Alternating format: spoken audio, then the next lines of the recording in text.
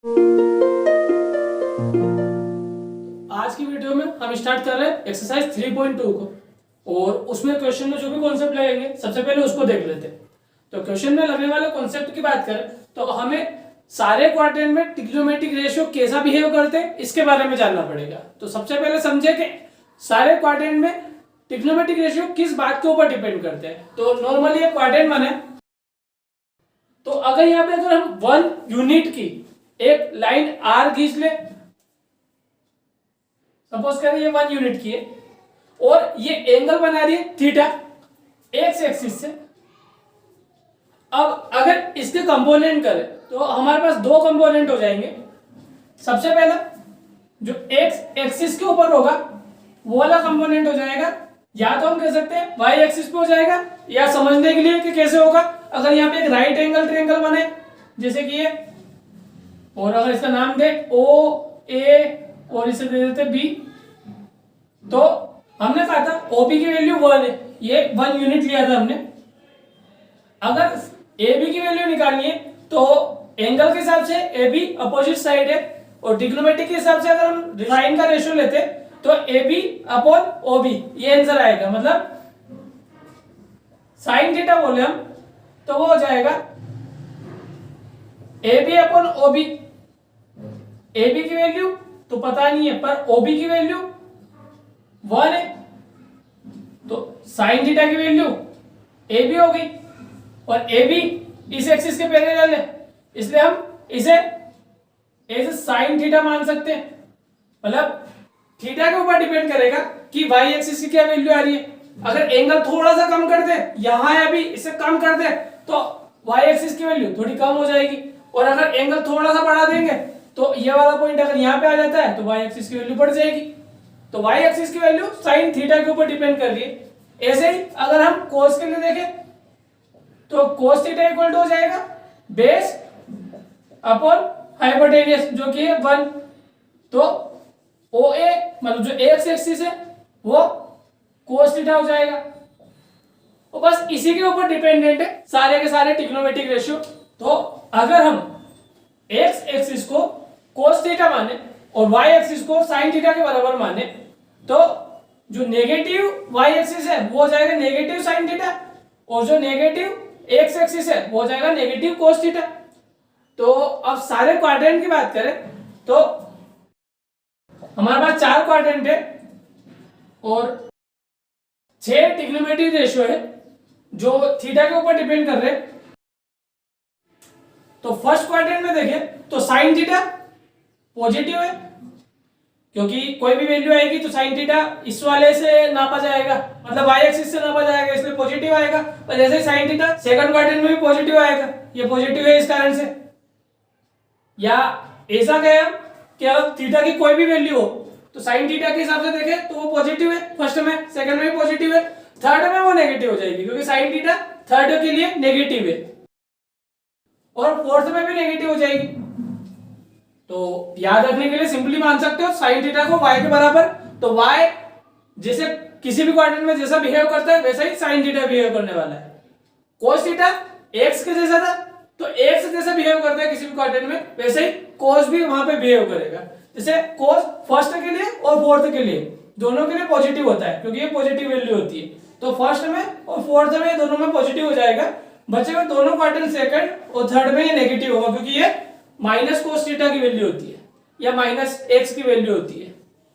अब ten in दोनों से बनता है साइन और कोस से, तो और साइन अपॉन कोस करने से बनता है, इस कारण से दोनों को डिवाइड कर दो पता पड़ जाएगा प्लस प्लस, यहाँ पे प्लस हो जाएगा, plus minus minus, minus minus plus और minus plus minus. Cosec theta इसी का रेसिप्रोकल है साइन का, इस कारण से साइन थीटा के जैसे ही इसके सारे साइन हो जाएंगे, ऐसे ही सेक थीटा कोस थीटा के जैसे सारे साइन हो जाएंगे क्योंकि ये कोस का रेसिप्रोकल है। तो अगर तुम 1 अपॉन प्लस बोलोगे तो भी प्लस रहेगा, या 1 अपॉन माइनस में कोई चीज है तो भी माइनस में रहेगी, इस कारण से सेम साइन होने वाले। और कोड टेन थीटा का रेसिप्रोकल होता है, इस कारण से ये टेन थीटा जैसे बिहेव करेगा।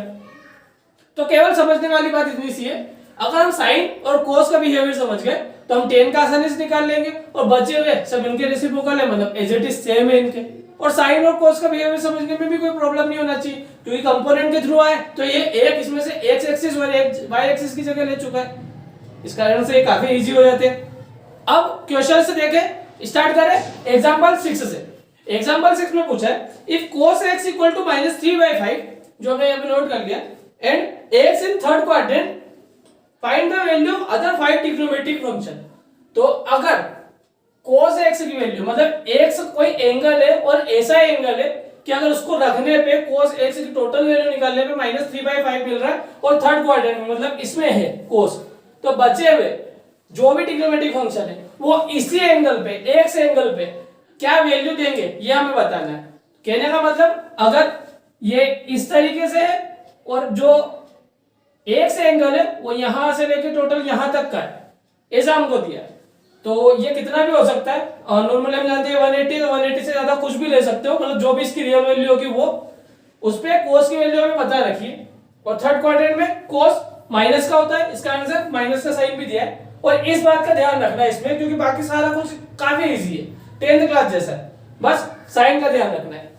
तो इसी एंगल पे बचे हुए सारे ट्रिग्नोमेट्रिक फंक्शन निकालने, तो cos से हम sec में जल्दी से जा सकते हैं। sec x इक्वल टू होता है 1/cos x, इसलिए -3/5 का रेसिप्रोकल -5/3। sin x आइडेंटिटी के थ्रू जा सकते हैं इसमें, देखो cos x के बाद sec x इजी था इसलिए लिखा। इसके बाद tan x, इसमें cos x के अलावा sin x की जरूरत पड़ती है, इसके अलावा cosec sin की जरूरत पड़ेगी, cot tan की जरूरत पड़ेगी और tan के लिए sin की जरूरत पड़ेगी, इसलिए sin को निकाल रहे हैं। तो बेसिकली क्वेश्चन में कुछ भी दिया हो, सबसे पहले तो उसका रेसिप्रोकल वाला निकाल लो और सेकंड नंबर पे उसके साथ जो भी आइडेंटिटी में आते हैं उसको निकाल लो। तो आइडेंटिटी में sin x आता है, sin x equal to √1 - cos square x, cos minus का होने के बावजूद स्क्वायर है, इसका आंसर प्लस हो जाएगा, तो 3 का स्क्वायर 9 और 25 5 का स्क्वायर 25 × 25 -9 का 16 होता है 4 का और 25 होता है 5 का स्क्वायर। बट ये आंसर माइनस या प्लस दोनों का हो सकता था, क्योंकि स्क्वायर रूट जब भी सोल्व करते हैं तो प्लस माइनस दोनों का आंसर लिखना पड़ता है। अब यहाँ पे कोई प्रॉपर एक ही साइन हो सकता है, और हमें पता है कि थर्ड क्वाड्रेंट में और यहाँ पे इसी की जरूरत है, खासकर एक्स थर्ड क्वाड्रेंट में और साइन एक्स थर्ड क्वाड्रेंट में देखें हम तो नेगेटिव होता है, इसका आंसर हमने नेगेटिव चूज किया और ये बात हमने लिखी भी।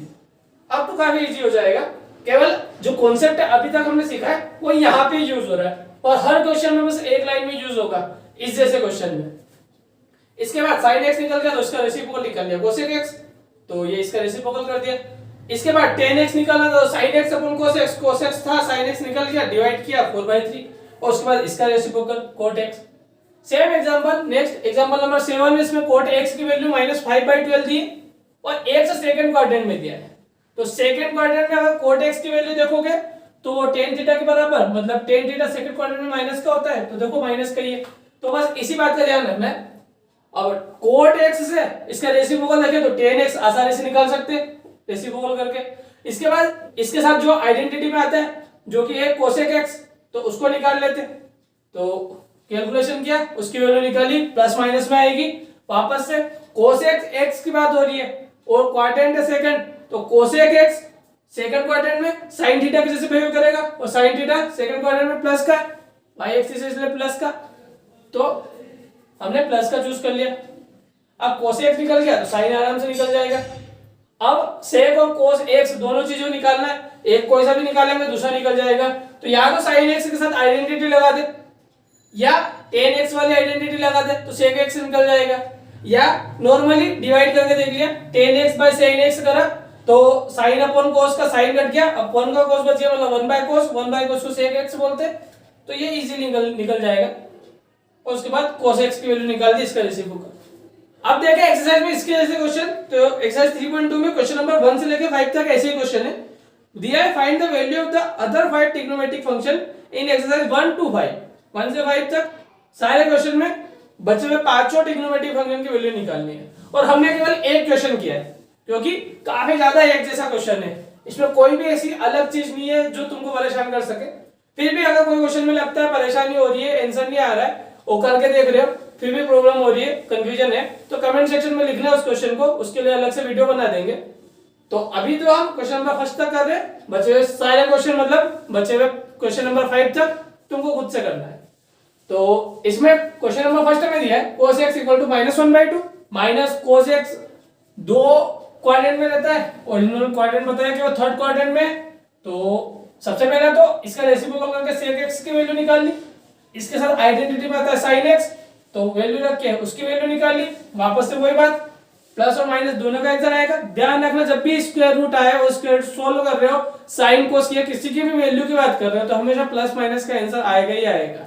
नहीं लिखते हो, इग्नोर करते हो तो गलत चीज है वो, इस कारण से उसको इग्नोर मत करना। तो प्लस माइनस लिखा है। अब यहाँ पे तुम सोचोगे रूट 3 को तो सोल्व नहीं किया है, पर 2 को तो सोल्व किया है हमने अपॉन के, मतलब 4 से 2 आया, तो अगर ये सोल्व हुआ है इस कारण से प्लस माइनस तो लिखना पड़ेगा। और फिर भी अगर सोल्व होने के बाद भी प्रॉपर आंसर क्या होगा उसके लिए भी प्लस माइनस समझ सकते हो। तो हमें बोला था थर्ड क्वाड्रेंट में, और थर्ड क्वाड्रेंट में साइन नेगेटिव होता है, ये माइनस का साइन है इसलिए, तो यहाँ पे हमने नेगेटिव लिया। साइन निकल गया तो कोसेक रेसिप्रोकल पे निकल जाएगा। इसके बाद टेन आसानी से निकाल सकते हैं साइन और कोस को डिवाइड करके, और टेन निकल गया तो कोट आराम से निकाल सकते हैं। ओके, अब एक्सरसाइज के आगे क्वेश्चंस पे बढ़े और उनके जैसे एग्जांपल्स को देखें। तो उसमें हमें जो फंक्शन दिए उनकी वैल्यूज फाइंड करनी है। तो यहाँ पे वैल्यू 2 पाई से ज्यादा है। नॉर्मली हमने 10th क्लास में 0 से लेके π/2 तक की वैल्यूज देखी थी, और अगर इस बात को तुम अच्छे से समझ सको, जैसे कि 0 डिग्री अगर ये डाउन है तो कोस यहाँ पे 1 वैल्यू दे रहा था और साइन यहाँ पे 0 वैल्यू दे रहा था, और धीरे धीरे करके वो यहाँ तक पहुंचा तो 1 हो गया, और उसके बाद उसका क्या वैल्यू रहेगी एक बात हम ये देखेंगे, और उसके बाद ये देखेंगे कि ये वैल्यू अपनी कब रिपीट करता है। क्योंकि अगर ये एंगल एक बार पूरा रोटेशन कर जाए, मतलब वापस यहाँ पे पहुंच जाए, तो ये 360 डिग्री कवर कर लेगा, और उसके बाद ये सेम पोजीशन पे वापस हो जाएगा, मतलब वैल्यू जो होंगी वो वापस अपने आप को रिपीट करेंगी। तो बस इसी कारण सबसे पहले इनके ग्राफ की ओर बढ़े। अगर इनका ग्राफ अच्छे से समझ में आ जाता है तो हम आसानी से समझ जाएंगे कि कोई भी ट्रिग्नोमेट्रिक फंक्शन कब अपनी वैल्यू रिपीट करता है। तो सबसे पहले साइन के लिए ग्राफ देखें। अगर हम जैसे क्वाड्रेंट खत्म हो रहे और स्टार्ट हो रहे, वहां पे जो एंगल है अगर उसको लेते जाए, उनको मार्क करते जाए, तो ये 0 हो जाएगा, यहाँ पे हो जाएगा π/2, यहाँ पे हो जाएगा पाई, फिर 3π/2, इसके बाद 2 पाई, और ऐसे ये आगे बढ़ता ही जाएगा। यहां माइनस में देखें तो माइनस में π/2, माइनस में पाई, और ऐसे इधर आगे बढ़ता जाएगा। तो देखो 0 पे साइन की वैल्यू 0 है, 0 डिग्री पे, तो ये यहां से स्टार्ट करेंगे हम। π/2 पे साइन की वैल्यू होती है 1, तो अगर यहाँ पे 1 का मार्क ले और यहाँ पे -1 का मार्क ले, तो यहाँ पे ये आगे बढ़ के यहाँ तक पहुंच गया, 1 के मार्क तक पहुंच गया है। अब सेकंड क्वाड्रेंट में जाएंगे तो भी प्लस का ही रहता है, पर देखो जैसे जैसे एंगल डाउन होता जाएगा वैसे वैसे साइन की वैल्यू घटती जाएगी। जैसे हम एक्स और वाई एक्सिस पे एक्स कोऑर्डिनेट और वाई कोऑर्डिनेट की वैल्यू देखते हैं ना, अगर कोई पॉइंट यहाँ पे है तो वाई कोऑर्डिनेट के डायरेक्शन में जितनी भी वैल्यू है वो वाई की वैल्यू होती है। वैसे ही यहाँ पे अगर एंगल ऐसा पहुंच गया तो यहाँ पे वाई कोऑर्डिनेट के सामने जो ये इसकी वैल्यू मिलेगी वो साइन थीटा की वैल्यू हो जाएगी। तो इस कारण से धीरे धीरे वैल्यू कम होती जा रही है और 0 तक पहुंच गई। कब? पाई पर। ये पाई है, ये 0 था, ये π/2 है और ये 3π/2 है। तो पाई पर आते आते ये वापस 0 तक पहुंच गया। अब यहां से चलना स्टार्ट करेगा तो देखो वापस से वैल्यू बढ़ रही है साइन की, क्योंकि साइन वाली लाइन ये है और ये नेगेटिव है, ये पॉजिटिव था, ये नेगेटिव है साइन के लिए। तो नीचे मैक्सिमम वैल्यू -1 तक जाएगा, मतलब नेक्स्ट 3π/2 तक ये इसकी सीध में -1 तक जाएगा, और उसके बाद यहां से वापस से यहां पे पहुंच रहा है तो -1 से वापस से 0 पे पहुंच रहा है, तो ये 0 पे पहुंच जाएगा।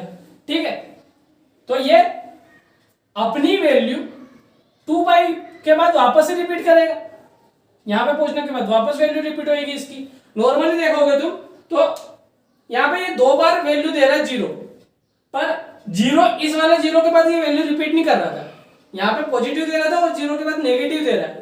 इस कारण से हम ये नहीं बोल सकते कि पाई के बाद वैल्यू रिपीट कर रहा है, क्योंकि 0 के बाद जो अगली वैल्यू आ रही है वही की वही पाई की वैल्यू में नेगेटिव में आ रही है, मतलब रिपीट तो नहीं कर रहा है। तो इसके बाद आगे हम देखेंगे तो ये वापस से सेम ग्राफ बनाएगा, और यहाँ पे देखेंगे तो भी ये सेम ग्राफ बनाएगा।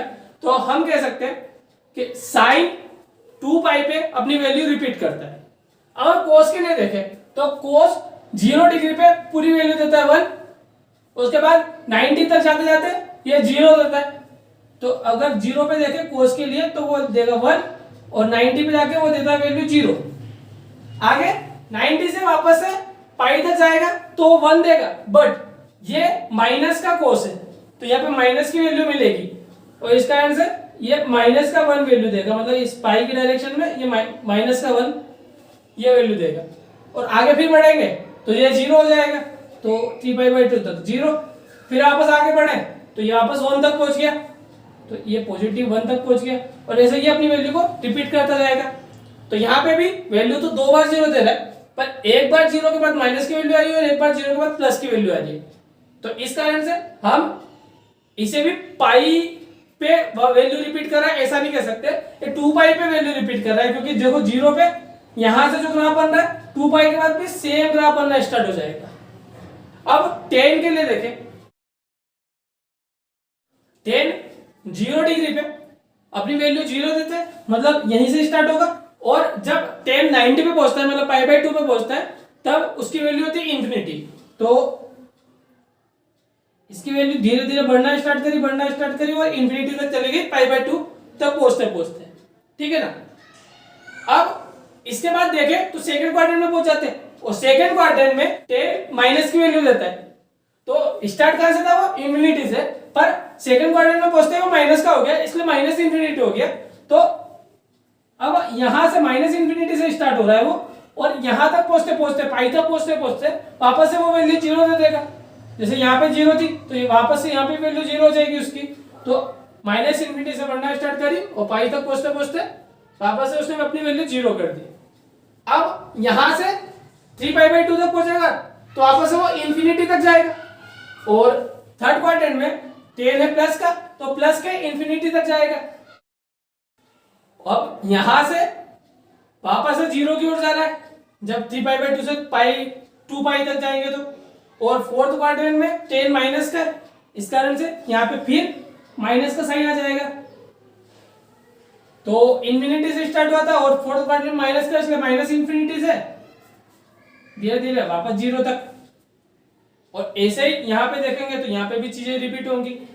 तो अब यहाँ पे देखिए ये अपनी वैल्यू कब रिपीट कर रहा है, तो देखो 0 से π/2 तक ये गया 0 से इंफिनिटी, π/2 से पाई तक ये गया माइनस इंफिनिटी से 0, फिर पाई से 3π/2 तक ये गया इंफिनिटी, और वापस से 3π/2 से 2π तक ये गया माइनस इंफिनिटी से 0, यहाँ पे था वो 0 से इंफिनिटी। तो देखो यहाँ पे इसने पाई के बाद ही अपनी वैल्यू रिपीट कर दी है, और ऐसे के ऐसे कोट में भी होगा, उसका ग्राफ भी देख लेना। तो इस कारण से हम साइन के लिए कह सकते हैं कि साइन का कोई भी angle sine 2nπ plus theta के बराबर होगा। क्यों? क्योंकि 2π की बात तो वो रिपीट कर रहा है, तो 2π हुआ 4π हुआ, अगर 2π देखे तो वापस यहाँ पे पहुंच गया, 4π देखे तो वापस यहाँ पे पहुंच गया। तो जैसे कि हमने ये वाले एंगल की बात करें थीटा की, अगर इसमें 2π और छोड़ दे तो ये घूम के वापस से रोटेशन करके यहाँ पे आ जाएगा। जैसे मैं इस डायरेक्शन में खड़ा हूँ, मैं वो कोई बोले 360 डिग्री घूम जाओ तो वापस से मैं सेम पोजीशन पे आऊंगा ना घूमने के बाद। ऐसे मेरे को 360 के 4 चक्कर लगाने की बोलेगा तो भी सेम पोजीशन पे आऊंगा अभी। तो 360 मतलब 2π के बाद अपनी वैल्यू रिपीट कर रहा है, और ये ग्राफ के थ्रू भी देख ली हमने, है ना। पर 10 के लिए देखो वो केवल पाई के बाद ही अपनी वैल्यू रिपीट कर देगा। तो 10 के लिए लिख सकते हैं और कोट के लिए लिख सकते हैं। देखो ये साइन, कोस, कोसेक और सेक चारों के लिए सेम बात होगी। यहाँ पे 10 और कोट के लिए सेम बात होगी, वो होगी 10 nπ प्लस थीटा।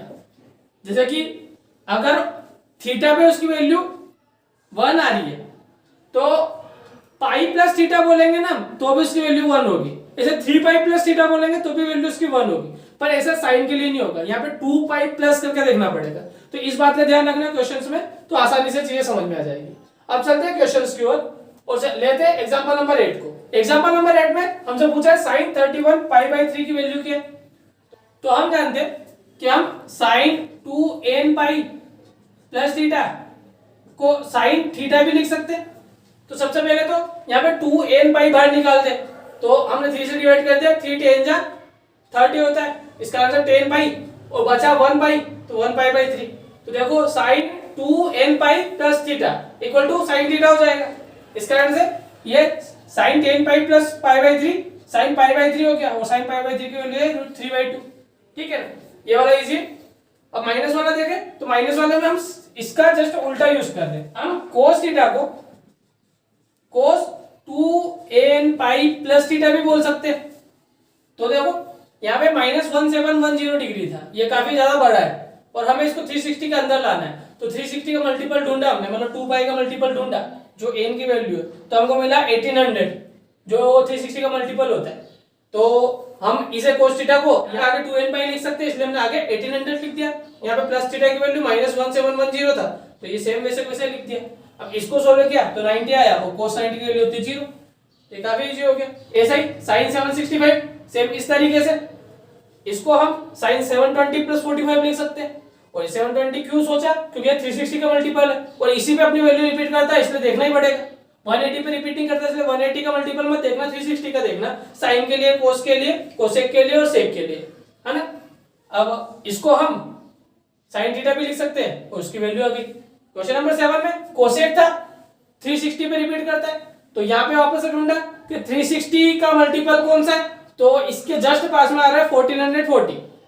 तो 1440 माइनस 1410 इस तरीके से लिख दिया हमने, cos theta equal to cos 2n pi plus theta, और इनको माइनस किया तो 30, वैल्यू आ गई 2। ऐसे ही 10 के लिए यहाँ पे जब पाई में वैल्यू आएगी ना तब ढूंढना थोड़ा सरल भी है, डिवाइड करके देख लेना। 3 से डिवाइड करेंगे तो 3 6 से 18 होता है, इसलिए 6 पाई बाहर निकल गया, और 18 माइनस करोगे तो 1 पाई बचा, तो पाई बाई 3, जिसको हम लिख सकते हैं पाई बाई 3 के बराबर, और वैल्यू रख दी। ऐसा कैसे, इसमें ही बस तरीका ये वाला माइनस आया इसलिए यहाँ पे सेम वैल्यू को ही पुट कर दिया और आगे 2n पाई लिख दिया। अब इसके जस्ट पास वाला लिखा हमने, जस्ट पास इसके आ रहा था 4 पाई, क्योंकि 16 करोगे तो 3 4 12 होता है, तो 12 pi minus 11 pi equal to pi हो जाएगा। तो देखो ये 2 पाई का मल्टीपल अपने से हम प्लस कर सकते हैं, इसलिए कोई प्रॉब्लम नहीं है, और हमने प्लस का 4 पाई लिया। ये माइनस तो पहले का साइन था, तो इसको हमने नहीं लिया, हमने तो ये लिया है 4 पाई, और ये वैल्यू अपनी रिपीट करता है, इस कारण से ये जितनी भी जगह हमने लिया है वो एकदम सही है, इसमें कोई प्रॉब्लम नहीं है। और अगर कंफ्यूजन होता है तो पूछ लेना। ऐसे ही क्वेश्चन नंबर 10 में देखें, यहाँ पे माइनस में था वापस से, तो हम यहाँ पे 2n पाई कोई सा भी ले सकते थे, और जस्ट इसके पास में देखें तो 14 4 16 के आसपास होता है, तो इससे जस्ट बड़ा लेना था, इसलिए 4 पाई ले लिया साथ में, वो भी प्लस का 4 पाई लिया, इस कारण से वैल्यू आ गई। अब अगर हम देखें कि यहाँ पे क्वेश्चन थोड़ा सा चेंज होता है, जैसे कि अगर यहाँ 1440 है, इसके बजाय यहाँ पे क्वेश्चन होता है कोसेक -1470। अब क्या करते हैं, तो सबसे पहले हम ये समझे कि जब एंगल माइनस का होता है तब ट्रिग्नोमेट्रिक फंक्शन कैसे बिहेव करते हैं। देखो अगर थीटा यहाँ पे पॉजिटिव है और तो कोस थीटा की वैल्यू आ रही पॉजिटिव, है ना। अगर थीटा सेम यही एंगल माइनस में होता, मतलब ये हो जाता माइनस थीटा। एक बात समझना, अगर हम एंटी क्लॉकवाइज चलेंगे तो हमारा एंगल प्लस का आएगा, और अगर हम क्लॉकवाइज चलेंगे तो एंगल माइनस का आएगा। तो अगर हम उल्टा चले यहाँ से तो ये एंगल माइनस का हो गया, जितना ये एंगल था उतना एंगल लिया हमने ये, तो ये माइनस का होने के बावजूद कोस यहाँ पे पॉजिटिव वैल्यू देगा, क्योंकि फोर्थ में तो वो पॉजिटिव रहता है। इसका मतलब कोस माइनस थीटा होगा ना, तो भी उसकी वैल्यू कोस थीटा के बराबर होगी। और साइन के लिए देखो, अगर साइन माइनस थीटा होगा तो ये माइनस थीटा हो जाएगा साइन, तो साइन थीटा में तो पॉजिटिव वैल्यू देता है, और इस वाले क्वाड्रेंट मतलब फोर्थ क्वाड्रेंट में वो नेगेटिव वैल्यू देता है। इस कारण यहाँ पे वैल्यू तो सेम देगा पर माइनस में देगा, ठीक है। तो ये ध्यान रखना, sine minus theta equal to minus sine theta होता है, तो कोसेक के लिए भी सेम रहेगा। अब इस क्वेश्चन में देखो, यहाँ पे अगर मर्जी से 2n पाई प्लस कर दे तो ये बहुत बड़ा आंसर आएगा इसके लिए, जो एंगल है ना वो 270 से ज्यादा आएगा।